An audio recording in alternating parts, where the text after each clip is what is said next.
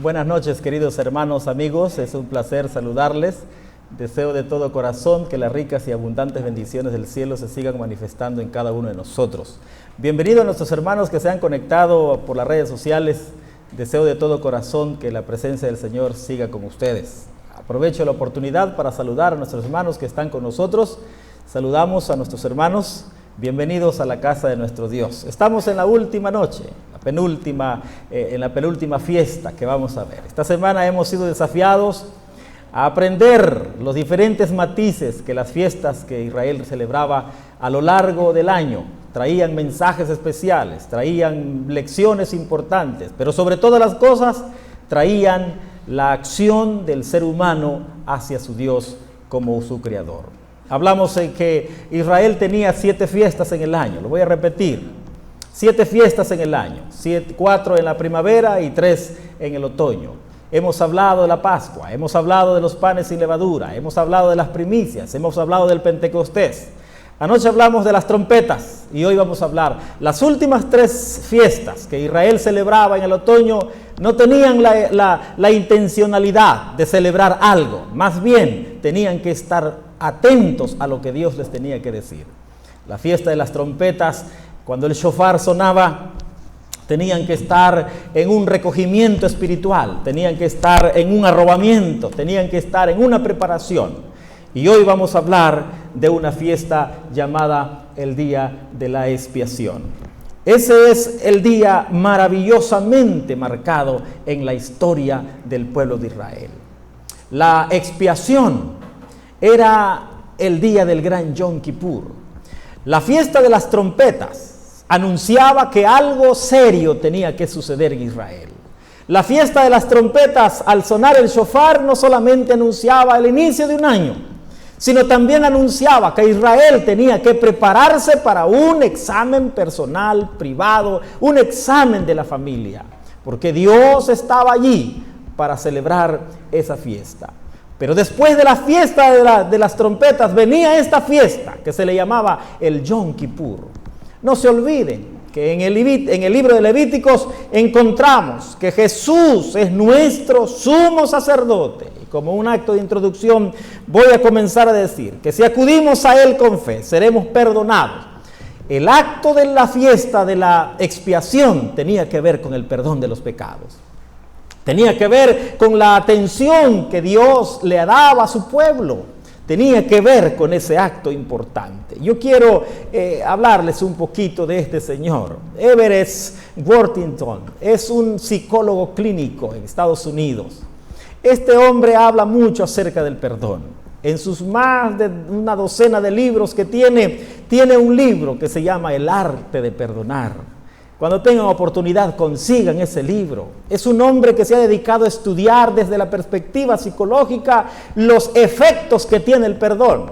Y en su estudio ha sacado algunas lecciones que quiero compartir con ustedes. Número 1, albergar ira y hostilidad se asocian con mayor riesgo de enfermedad coronaria, específicamente un ataque cardíaco. Personas que no perdonan, las personas que odian, las personas que les cuesta trabajo dividir sus diferencias, las personas que tienen problemas para perdonarse unos a otros, están en riesgo de tener una enfermedad. Eso lo marcan los estudios psicológicos. La falta de perdón genera una mala salud mental. Somos tóxicos. Lean a Bernardo Estamateas en sus 3 libros, Gente tóxica, Emociones tóxicas y Cómo sanar de las heridas emocionales. Este señor, un doctor en psicología al que mencioné al principio, él dice en sus estudios que el aumento del perdón se asocia con las disminuciones en el estrés. ¿Quiere usted vivir tranquilo? ¿Quiere usted vivir en paz? Aprenda a perdonar. Las personas que más practican la oración pueden llegar a perdonar más. Y esa es una gran realidad. Son estudios científicos. En fin, el acto de perdonar y ser perdonado nos ayuda a tener salud física, mental y espiritual. Valga pues esta introducción para entender que la ciencia ha dicho que perdonar, que saber perdonar y ser perdonado puede ayudar a tener salud mental. Pues el día de la expiación ese era su propósito. El día de la expiación tenía como propósito que el pueblo, no se olviden que en las primeras 4 fiestas el pueblo venía y celebraba.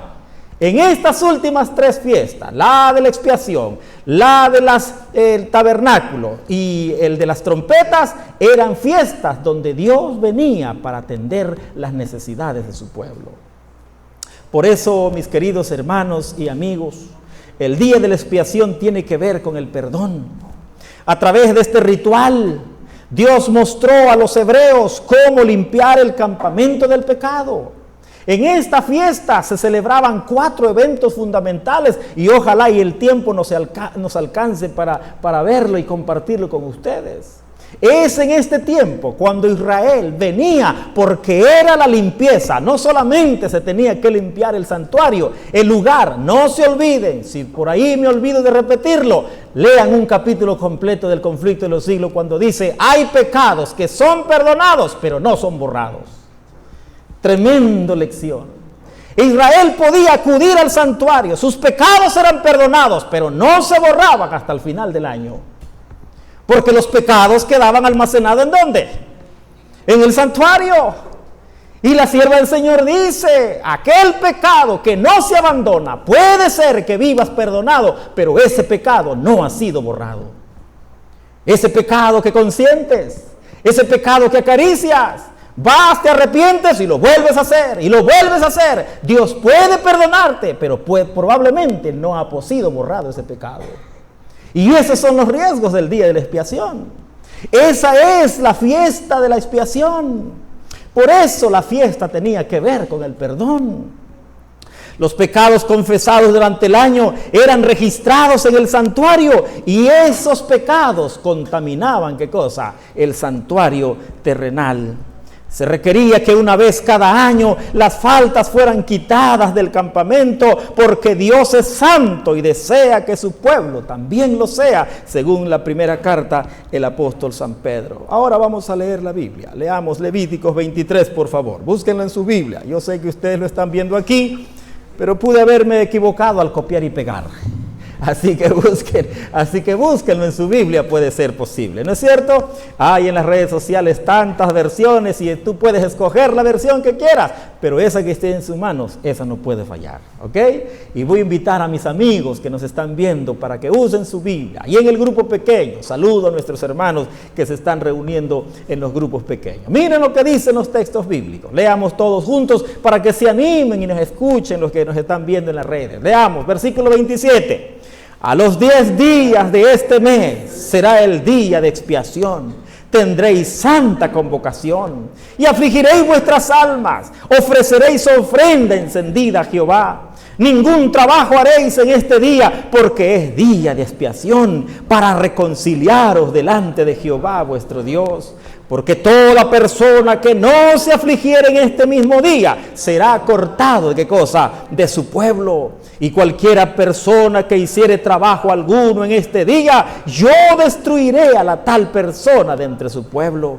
Ningún trabajo haréis, estatuto perpetuo es por vuestras generaciones en donde quiera que habitéis. Día de reposo será a vosotros, afligiréis vuestras almas, comenzando a los 9 días del mes, en la tarde, de la tarde a tarde guardaréis vuestro reposo.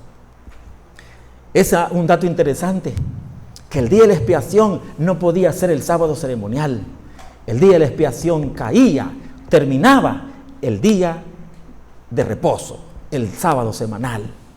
Cuando se juntaban los 2 sábados, y esta parte me encanta, cuando aquellos testarudos no quieren entender la veracidad la veracidad del día de reposo, cuando el sábado semanal se juntaba con el sábado ceremonial, era santa convocación.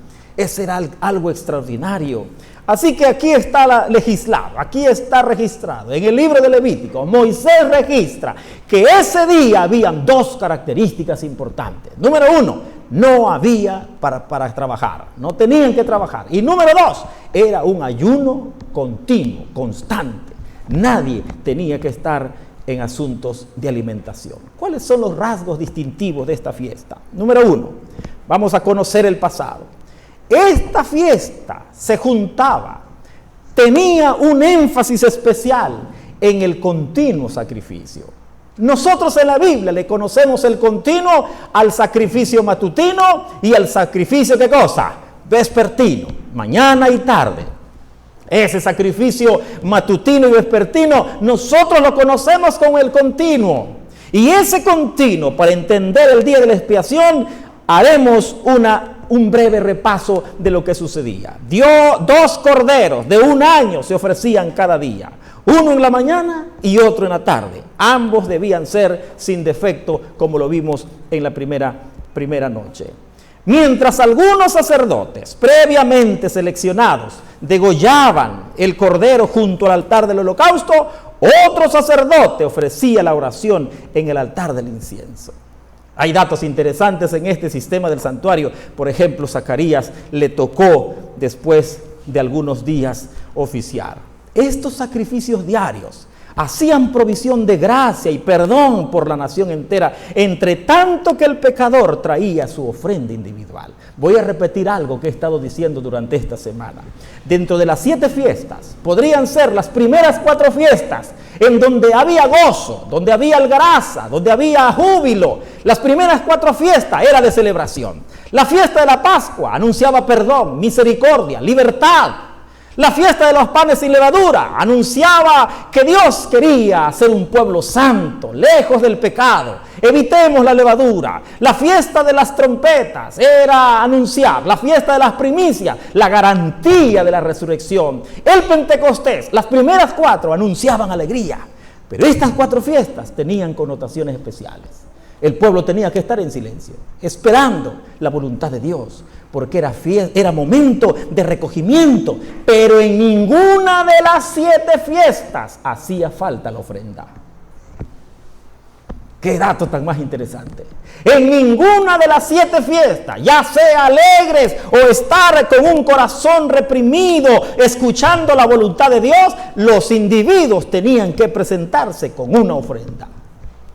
Y este es un dato muy importante que nosotros debemos que analizar. En ese el continuo sacrificio, el sacrificio de la mañana y de la tarde, los pecados del pueblo eran transferidos al cordero, quien debía ser sacrificado. Y a través de la sangre derramada, los pecados eran transferidos al santuario en forma temporal.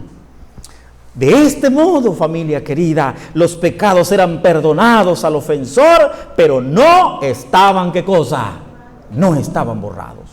No estaban borrados. Y eso es un dato que el conflicto de los siglos nos hace mención en los días finales. Dichos pecados quedaban registrados o grabados simbólicamente en el santuario, y así el santuario era contaminado por el pecado del pueblo. Se requería pues una ceremonia adicional para quitar los pecados acumulados en el santuario. De eso se trataba el día de la expiación. ¿Qué otra cosa sucedía el día de la expiación? Se realizaba el día 10 del mes séptimo de Tisri, según Levíticos 23-27 del calendario religioso judío. Corresponde a los meses de septiembre, octubre y noviembre, según el periodo de otoño, según nuestro calendario. Esta fiesta fue conocida con el nombre de Yom Kippur. Ese Yom Kippur era el día de la expiación. Era el gran perdón, donde se daba el perdón, donde se otorgaba el perdón. No era una fiesta como las otras. Era llamada una santa convocación, porque todos los hebreos debían acudir y afligir sus almas, ¿en qué cosa?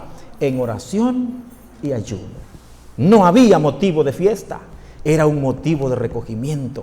Era el único día de ayuno prescrito por Dios en todo el año, según Hechos 27:9. Los otros ayunos que refiere Isaías no eran exigidos por Dios.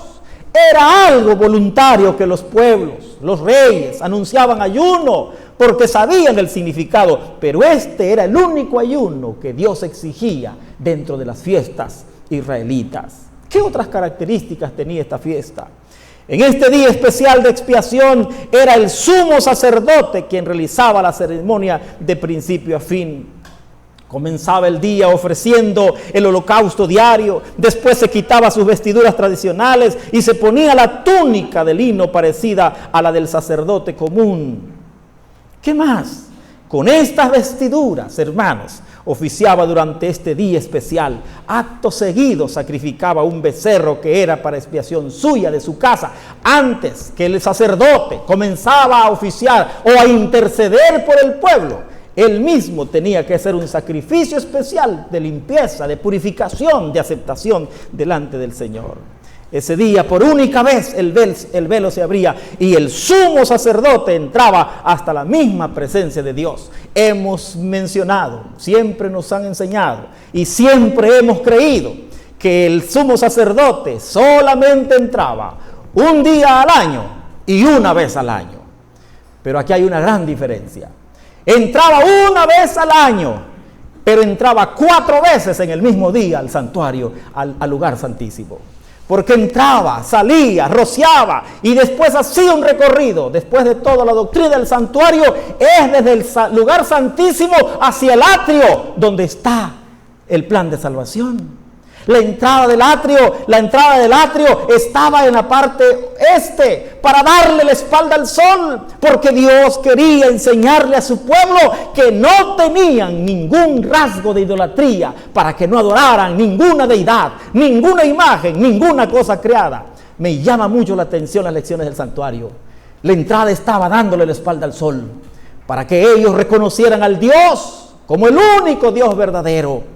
El asunto de la expiación tenía que dar vuelta. El sumo sacerdote entraba 4 veces al lugar santísimo en ese mismo día que podía entrar para ese día de la expiación.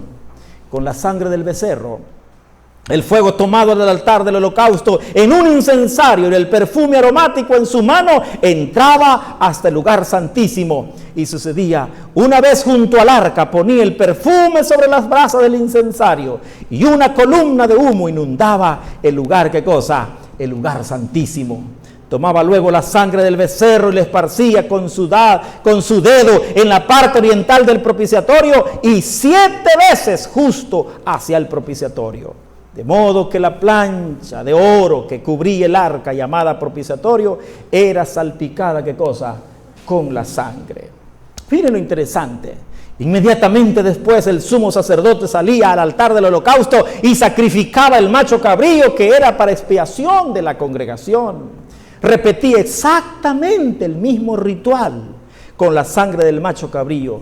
Luego volvía al lugar santo donde hacía también expiación y purificación, ya que el pecado estaba ¿en dónde? En el santuario. Qué cosa interesante quiero compartir con ustedes. Terminaba la ceremonia en el santuario, salía al altar del holocausto para purificarlo también, tomaba la sangre del becerro y del macho cabrío y la ponía sobre los cuernos del altar. Esparcía sobre el altar la sangre con su dedo 7 veces para purificarlo de los pecados existentes. Es importante, queridos hermanos, amigos, recordar que en las ceremonias diarias llamadas continuo, el pecado confesado era perdonado, pero no, ¿qué cosa? Pero no era borrado. Ahí tenía que permanecer en los continuos, mañana y tarde. El pecado del pueblo, el pecado era perdonado, pero no era borrado hasta el gran día de la expiación. Hasta el gran día. Quedaba registrado en el santuario, pero en el día de la expiación, el pecado era borrado para siempre. Hablemos de los elementos del macho cabrío. ¿Qué elementos importantes? Había otro ritual ese día. Ya hablamos de los 2 que se sacrificaban mañana y tarde y todo el proceso que el sumo sacerdote hacía. Pero esos machos cabríos eran una lección importante en el día de la expiación. Había otro ritual en ese día. Cuando el sumo sacerdote concluía la limpieza del santuario, hacía traer el macho cabrío vivo y colocando las manos sobre la cabeza de este, confesaba los pecados del pueblo. No se olviden que se echaba suerte sobre 2 machos cabríos. Uno que era para el macho cabrío de Azazel y el otro que era designado para Jehová. Y un dato interesante, delante del macho cabrío que caía suerte de Azazel, se sacrificaba el macho cabrío que era destinado para Azazel.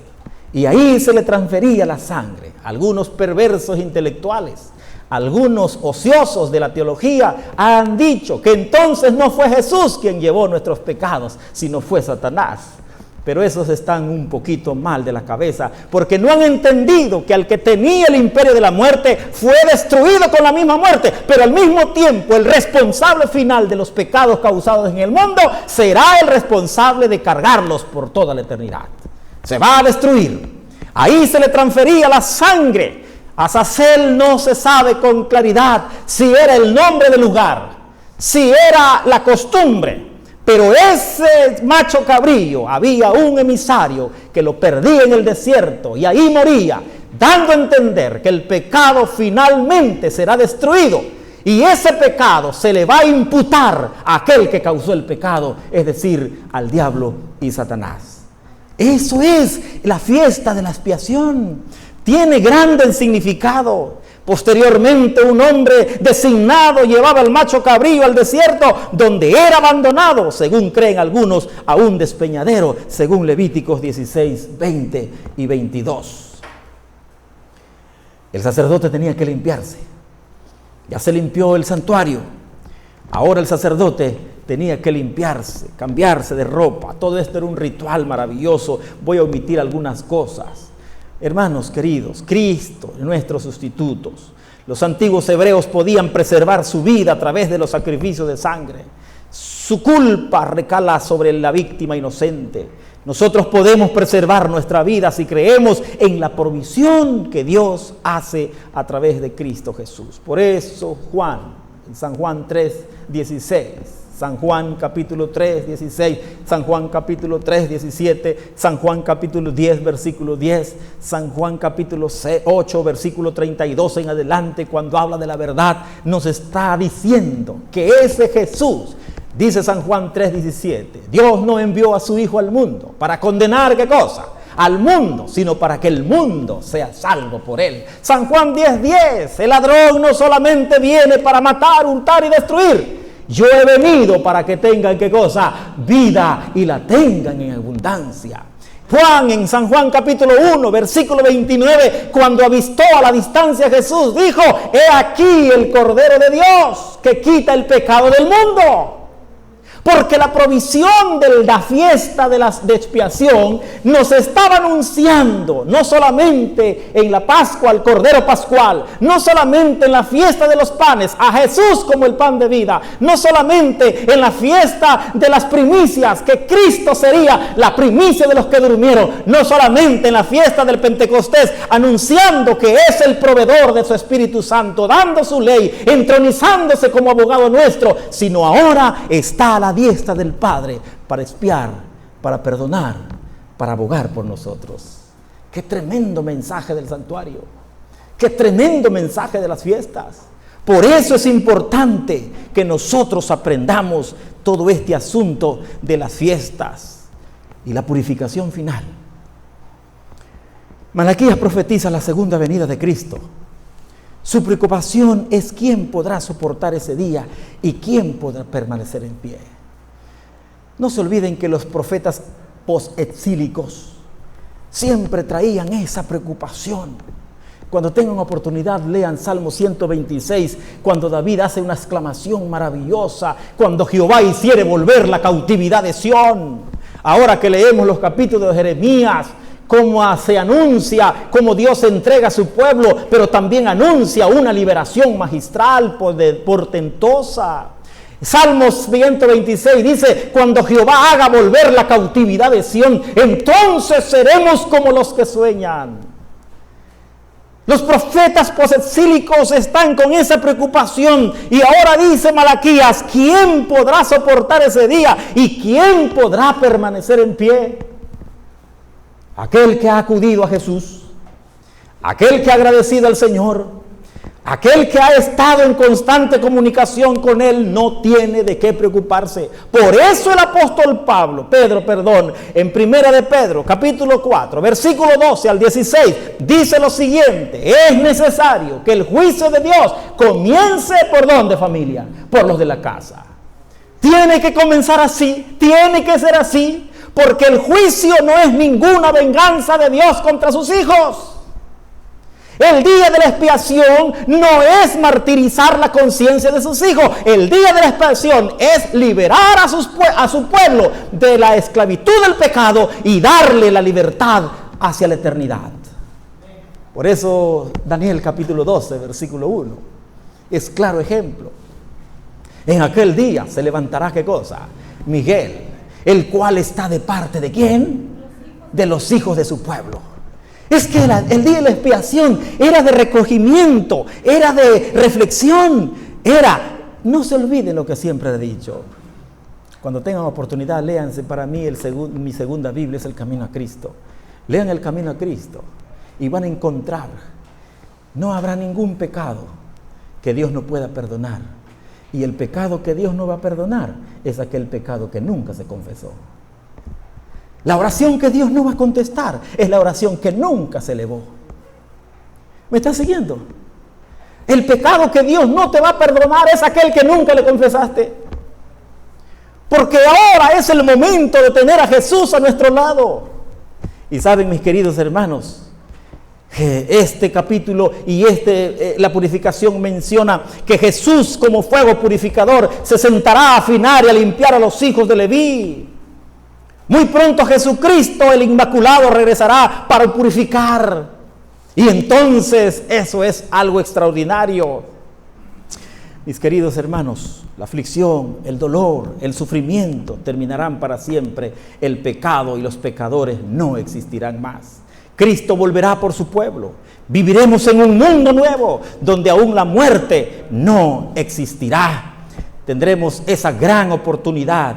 ¿Y saben qué? Hay algo extraordinario en dos textos que voy a mencionar. Antes de eso, quiero decirles, ¿cuántos de ustedes tienen un aparatito celular? Yo sé que la mayoría de nosotros tenemos un celular. Los que saben un poquito de tecnología, le di por 5 o 6 semestres clase de Biblia a los ingenieros. Y es interesante cuando les pides una tarea a los muchachos y les dices, desde tu perspectiva profesional, ¿qué significa para ti? Y les hacía desafíos.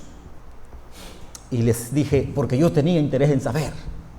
Yo tenía interés en saber algunos secretos y algunos tips de la computadora y de los celulares. Y un muchacho, cuando expuso, me dice, pastor, este celular, aunque está viejo, siempre queda registrado todo lo que usted hizo, aunque lo haya eliminado. Aunque lo haya eliminado. La única manera para que nadie se entere de que lo que usted contiene o lo que contiene ese celular es que lo destruya, lo entierre. Pero si usted deja ese celular y comenzó a darnos y todos los compañeros estaban diciendo, le preguntaba, oye, ¿lo que está diciendo este chamaco es cierto? Sí, pastor, y se lo vamos a comprobar. Y hay ingenieros expertos en sacar información. Hay hackers expertos en sacar la información. Así que si usted no quiere pasar una vergüenza, si usted no quiere pasar una vergüenza en su vida diaria, destruya ese aparato. Porque aunque usted lo haya formateado, aunque usted lo haya eliminado, ese aparato está diseñado para que se queden las huellas indelebles en ese aparato. Yo quedé sorprendido. Y comencé a descubrir muchas cosas en mi computadora. Los famosos cookies. Préstenme una computadora y les voy a decir que ven. Préstenmelo un ratito. Préstenme su celular y les voy a decir qué es lo que ven. Mis queridos hermanos, amigos, esta noche es asunto de reflexión. Los pecados quedaban perdonados, pero no quedaban, ¿qué cosa? Borrados. Los pecados. Hermanos ancianos, por favor, recojan todos los celulares de los que están aquí. Escúchenme una cosa. En el santuario los pecados quedaban perdonados, pero no quedaban, ¿qué cosa? Borrados. Por eso, mis queridos hermanos, yo quiero terminar con esta historia. Cuando Jesús estaba muriendo en la cruz del Calvario, dijo una expresión: Elí, Elí, lama sabactani. Esto es: Dios mío, ¿por qué me has abandonado? ¿Cómo me enternece esta declaración? Porque tiene que ver con la fiesta de expiación. Jesús estaba dando un grito en dos direcciones. Escúcheme bien. Porque el pueblo el día de la expiación estaba en la expectativa. El que no estaba en ayuno, el que no cesó de trabajar, porque eran las dos condiciones del día de la expiación en ese sábado semanal. Estaba en la expectativa, porque el que no estaba confesando su pecado, resulta ser que había provisión para todos. ¿Había provisión para todos, sí o no? Hasta el más pobre podía llegar a pedir perdón. Una efa de flor de harina. Los que más tenían, los que menos tenían. Qué bueno que en aquel tiempo no había redes sociales, porque si no le hubiesen tomado fotos, mire ese pobrecito, una flor llevó. Y el que había tenido mucho dinero, estaba la provisión de la efa, estaba la provisión de las tórtolas, estaba la provisión de los corderos, estaba la provisión de los machos cabríos, estaba la provisión de los carneros, de las terneras. Nadie se podía quedar sin llegar al atrio para que su pecado pueda ser perdonado. Cómo me gustaría ilustrarlo, pero no me puedo mover mucho. Pero imagínenselo. Llegaban al altar. El padre de familia llevaba su ofrenda. Textualmente, la sierva del Señor en el libro Cristo en su santuario dice que era el pecador. ¿Qué cosa hacía el pecador? Él mismo mataba el animal.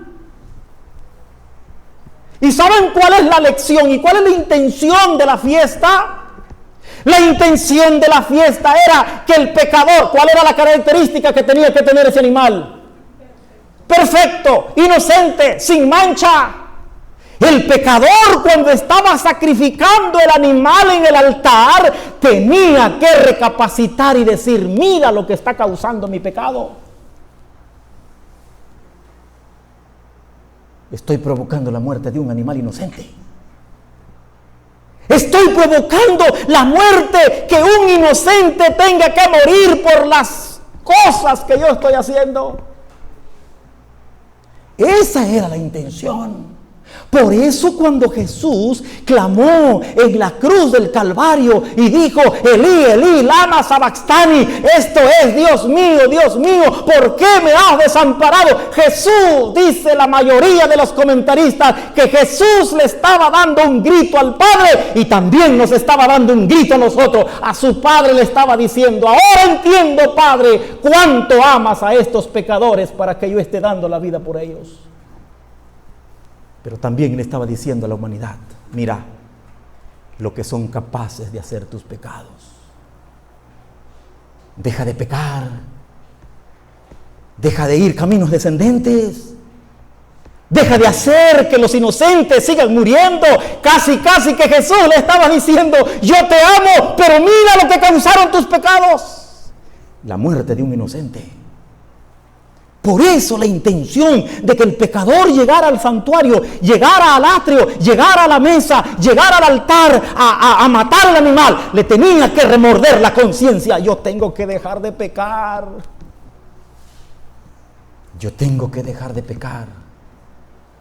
Porque si sigo pecando, seguiré provocando la muerte de más animales inocentes. Hermanos, el día de la expiación refleja nuestra naturaleza pecaminosa.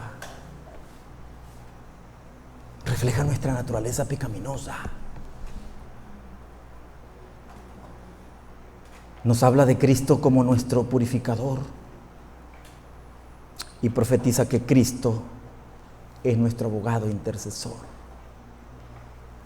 Cuando Cristo salga cuando Cristo salga del lugar santísimo. Y dice Apocalipsis que tire el incensario de la tierra. Ahora sí no habrá oración que cuente, ni pecado que perdonar. Quiero compartir contigo esta declaración inspirada en Patriarcas y Profetas en la página 372. Lean conmigo, por favor. Puesto que Satanás es el originador del pecado, el instigador directo de todos los pecados que causaron la muerte del Hijo de Dios, la justicia exige que Satanás sufra el castigo final. La obra de Cristo en favor de la redención del hombre y la purificación del pecado del universo será concluida, quitando el pecado del santuario celestial y colocándolo sobre Satanás, quien sufrirá el castigo final. Ese emisario que llevaba al macho cabrío de Azazel al desierto para ser desterrado, ahí se iba, simbolizando la cosecha final, simbolizando la purificación final, cuando Cristo regrese a la tierra y finalmente el pecado será puesto sobre Satanás, quien fue el originador y el causante de la muerte del Hijo de Dios. Por eso admiro a Jesús. Y cada día me enamoro espiritualmente de Jesús. Por siendo Dios, no utilizó su poder para defenderse de Satanás. Lean por favor la naturaleza de Jesús. Caminó sobre el agua sin utilizar su poder, dependiendo de su Padre y siendo dirigidos por el Espíritu Santo. Lean el capítulo 1, capítulo 2 y capítulo 5 de Hebreos y vamos a encontrar ese Jesús que también fue hecho un poco menor que los ángeles como humano, pero como divino era un poco mayor que los ángeles. ¡Qué tremendos mensajes de Jesús! Esta noche, mis queridos hermanos, deberíamos de caer de rodillas, deberíamos arrepentirnos, deberíamos pedirle perdón a Dios, porque esa fiesta de expiación nos enseña que Cristo es nuestro abogado. Ya está instalado como nuestro abogado. Pongamos atención a la trompeta, pongamos atención, confesemos nuestros pecados, porque Él es fiel y justo para perdonarnos y limpiarnos, como dice el apóstol, de toda maldad. Esta noche, como las anteriores, quiero invitar a mis hermanos y amigos y a todos los que están aquí a que si sean tan amables de colocarse en pie y decirle: Señor, gracias por Jesús, porque es mi abogado. Hay una historia tan corta que quiero contarte y de eso va a depender. Alguien había cometido una infracción, le pusieron la multa. Él nunca vio el semáforo, estaba entre los árboles. No sé cuánto te ha pasado a ti. No te das cuenta que el semáforo está entre los árboles y tú te pasas. Cuando le pusieron la infracción, alegando, dijo: yo no fui, es que no había nada. Le mostraron la evidencia y estaba. Y el policía le dijo: mire, si usted no reconoce, lo voy a remitir a la delegación, lo voy a remitir. Y entonces le dice: pues vamos, yo tengo la conciencia de que no cometí la infracción. Le dieron la evidencia de que había cometido la infracción. Cuando llegaron a la delegación o a la estación de policía, el que estaba allí, el juez, habían estudiado juntos la secundaria. Y cuando lo vio le dice: oye, ¿qué haces aquí? Pues vengo aquí porque me trajeron. Y comenzaron a platicar de su historia desde la secundaria. Comenzaron a platicar de la historia de la preparatoria. Comenzaron a platicar la historia de la vida. Y cuando se dieron cuenta: oye, mira, te voy a dar mi tarjeta, cuando tengas algún problema, me hablas. Y cuando se dio la vuelta, los policías que lo habían traído ya no estaban. La historia dice: era culpable, pero tenía de amigo al juez. Era culpable, pero tenía de amigo al juez. Tú y yo somos culpables. ¿Es Jesús nuestro amigo? ¿Meterá las manos por nosotros? ¿Hemos hecho nuestra confesión oportuna como para que el Señor Jesús diga: ¿sabes qué, Señor? Mis manos, Lean el capítulo completo de la historia de la redención. Es fascinante cuando Jesús intercede por nosotros y dice: Señor, mira mis manos. Mira mis manos. Yo morí por Él. Somos culpables, pero tenemos a Jesús como nuestro amigo. Oremos. Bendito Padre que estás en los cielos, alabado y glorificado sea tu nombre. Gracias, Señor, te damos porque eres bueno, porque para siempre es tu misericordia. Gracias a Jesús, porque es nuestro abogado. Gracias a Jesús, porque a pesar de lo que el enemigo le hizo y seguirá haciendo con los descendientes de esta iglesia, estamos seguros que finalmente la verdad triunfará sobre el error. Finalmente seremos perdonados porque tenemos a Jesús como nuestro amigo. Somos culpables. Y el acusador de los hermanos lo sabe. Y nos acusa. Y nos hace creer que no tenemos perdón. Y nos hace creer que no tenemos esperanza. Pero hemos decidido en esta noche confesar nuestros pecados delante de ti, para que tú, cuando vengas, te dignes, oh Dios, en darnos espacio en la eternidad. Gracias por amarnos. Gracias por escucharnos. Este sábado traeremos nuestras ofrendas de gratitud, no como una costumbre, no como una competencia. Traeremos nuestras ofrendas de gratitud porque reconocemos que tú eres nuestro Dios. Reconocemos que tú eres nuestro abogado. Reconocemos que tú eres un Dios portentoso. Y la fiesta de la expiación es la celebración del perdón de nuestros pecados. Gracias por amarnos. Gracias por escucharnos. Y gracias por Jesús, nuestro Salvador. Oramos en el nombre de Jesús. Amén, Señor.